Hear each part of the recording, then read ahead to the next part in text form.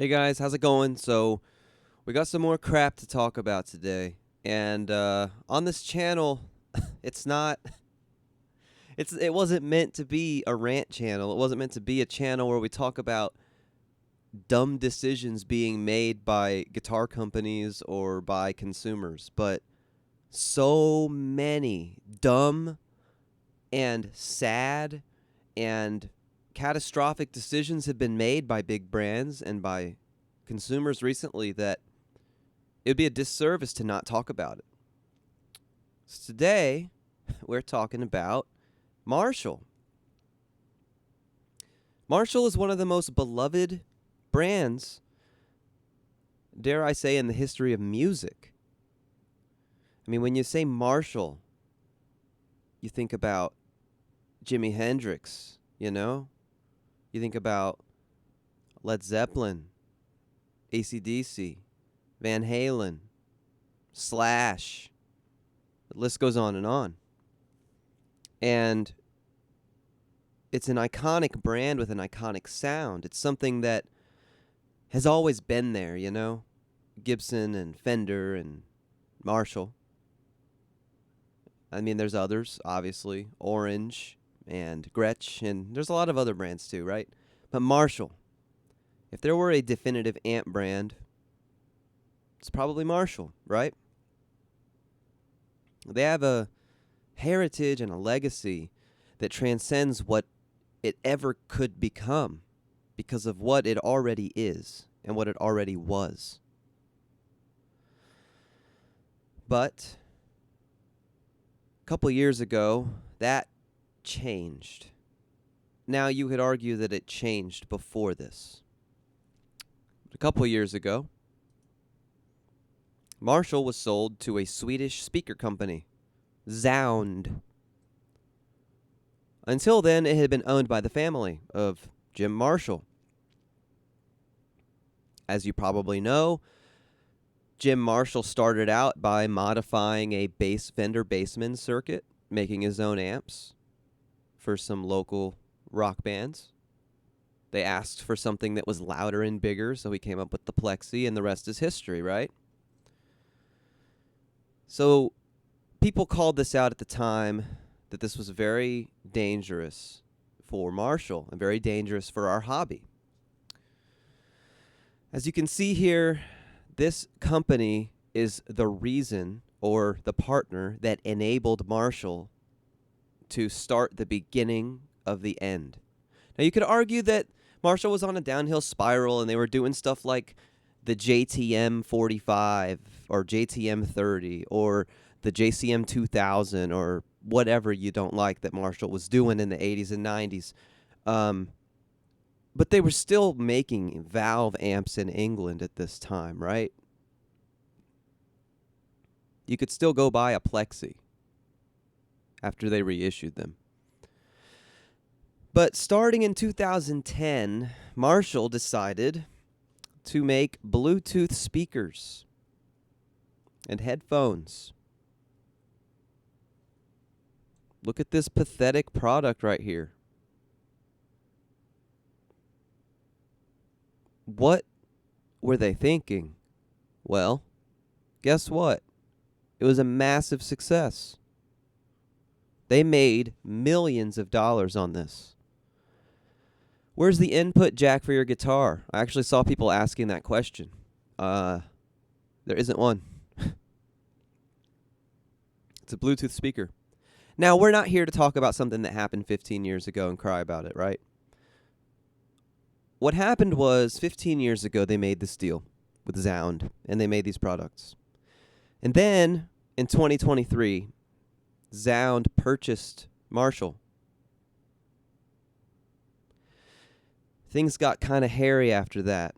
The supply of Marshalls was hard to get all of a sudden. You couldn't just buy a Marshall. And I'm not talking about something that's like out of production or not in the current catalog. I'm talking about things that are considered current production models. Those things were hard to get. You could still get them, but it was hard to get. Harder than before. Well, just when you think that things couldn't really get much worse. Marshall to turn up the volume with HSG as new majority shareholder. This is on Marshall's website. January 24th. Long story short, 1.1 billion euro to Hongshan Capital Group, formerly known as Sequoia China, venture capital and private equity firm, investing globally in the technology, healthcare, and consumer sectors. So here's what's interesting about this. According to multiple insider sources, and I don't expect you to just believe me because I'm telling you this. You can choose to say you're a lying sack of shit and I'm not going to believe you. That's fine. You can not believe me if you want. But I know that I trust these sources. They were telling me that they were at NAMM. Marshall was at NAMM. They were presenting their new products. Some of them are listed here.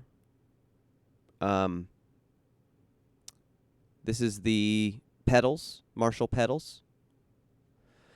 They're there presenting these new pedals, and they're there presenting these new products, and they get sold.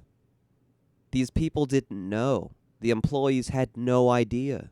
The people presenting the products didn't know. They get sold. And my sources tell me that their website, Marshall has a website where it lists their current stock that's available to ship out, or to sell, or to supply to different stores, shops, and buyers. Not direct to consumer, but to the shops. And at this moment, the only products available to order from Marshall that are guitar related amps are the DSL, the JTM, the Origin, and some of the solid state stuff. No Plexis, no JCMs, no Silver Jubilees, no Studio 900s. Now, you could go find some of these things in stock, sure, as a consumer. I'm talking about the next level. They sell out. They go to Marshall to place an order. There is no estimated fulfillment date for those products that I just named. None. You want to go buy a Plexi? My sources tell me that there are lists 100 deep, 100 deep, of people pre-ordering this product, back-ordering this product. This is just at one retailer. And Marshall has zero tentative date on when they intend to fulfill that order to the supplier, as in the store, and then the store to the consumer. This is for a 1987 X, one of the most iconic and popular Marshalls of all time. This would be like if Ford had no estimated date for when they could deliver an F-150 to somebody. It just... This was happening already when Zound purchased them, and it just got worse and worse and worse and worse. And then this happened, and it's gotten even worse. There's been something on your screen for the last several minutes. I want you to look. What do you see? A Bluetooth speaker. I think this is another Bluetooth speaker. Bluetooth headphones. And solid-state guitar pedals. Where the hell are the valve amps? Where are they? Has Marshall completely lost their mind? Have they forgotten what they are? Have they forgotten what got them here? This would be like if Gibson decided they couldn't sell the Les Paul anymore, or Fender decided they weren't going to sell the Strat anymore, or Ford wasn't going to sell the F-150 anymore. What the hell is wrong with Marshall right now? Now, again, this channel was never meant to be this, okay? And I'm not just an angry person with an angry persona character that I made. Just like with Fender, this emotion comes from disappointment. Because Marshall was the mountaintop for me. Marshall was the white whale. A Plexi. JCM 800. That is what Marshall is. Not you walk into Best Buy or at a computer store and you see Marshall Bluetooth headphones. And honestly, I wouldn't care if they did that if it weren't for the fact that it replaced what they are supposed to be doing. What is going on? And at this point, I can't believe I'm saying this, but I'm starting to think Marshall might be done. I'm starting to think that their valve amplifier business is just going to go away. I mean, there is no estimated fulfillment date for the most popular amps that they make. You know what's interesting about the amps I named that they have in stock? The DSL, the JTM, and the solid state stuff. You know what's interesting about that and the origin? It is all made overseas. And not overseas England, overseas Asia. It is all import, no matter where you are, unless you live in those Asian countries. The British English Marshall might be gone.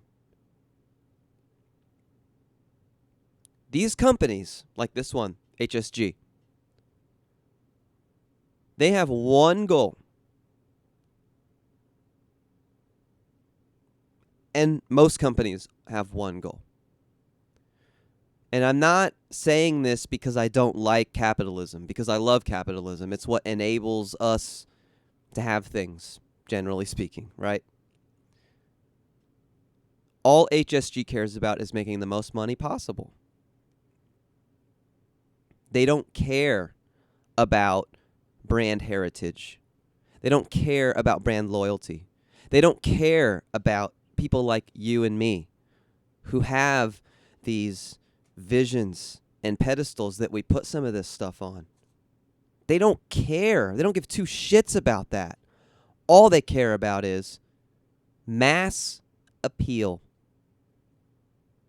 And again, you might say, well, if it sells, then they made the right business decision. Here's where I think they're wrong. They're going to lose us. And they're in a market that has Bose and Sony and Sennheiser and Apple. Do they really think they're going to compete with those people long enough for this to be worth it? Eventually, people aren't going to care about Marshall headphones or speakers. They probably don't care now. The fallback is supposed to be the valve amps. The second part of this is these companies like HSG, if they do make the amps, they're going to cheap out on them as cheap as possible. Where's the cheapest labor? Where's the cheapest factory? What is the cheapest plastic? What is the cheapest metal? What are the cheapest tubes? What are the cheapest resistors? What are the cheapest power cables? What are the cheapest speakers? What are the cheapest grill cloths?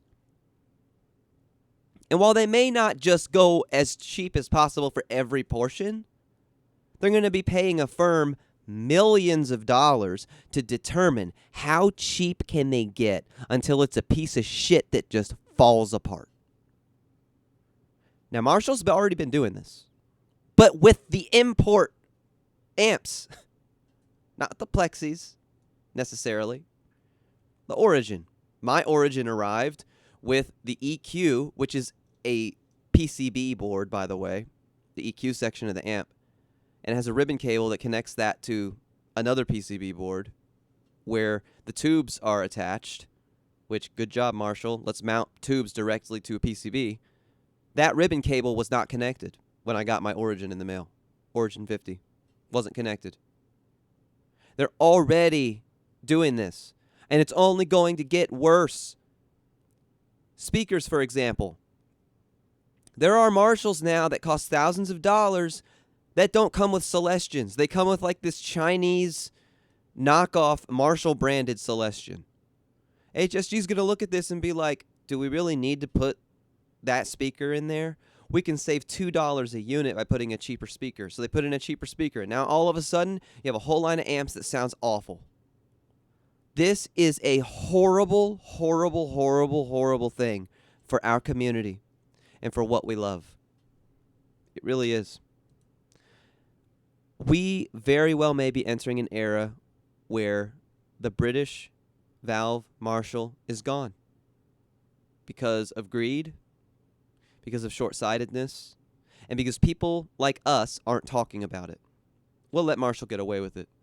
These Marshall pedals that they announced at NAMM, which I think is interesting that all of these companies did this at the same time. I'm not suggesting there was collusion, but like there's the Rockman and there's these, and then Peavey did this. There's like a Bandit pedal now. But what's interesting is that Marshall, they tried with the code and failed miserably. So they just made pedals of their amps, which maybe they should have done this all along. It is notable, by the way, that you can't even buy the damn pedals right now. They're sold out ad infinitum. No idea when those are going to be in stock. I pre-ordered the Plexi pedal as soon as I found out about it, and I got it a week later. And I actually have a review coming out on that soon.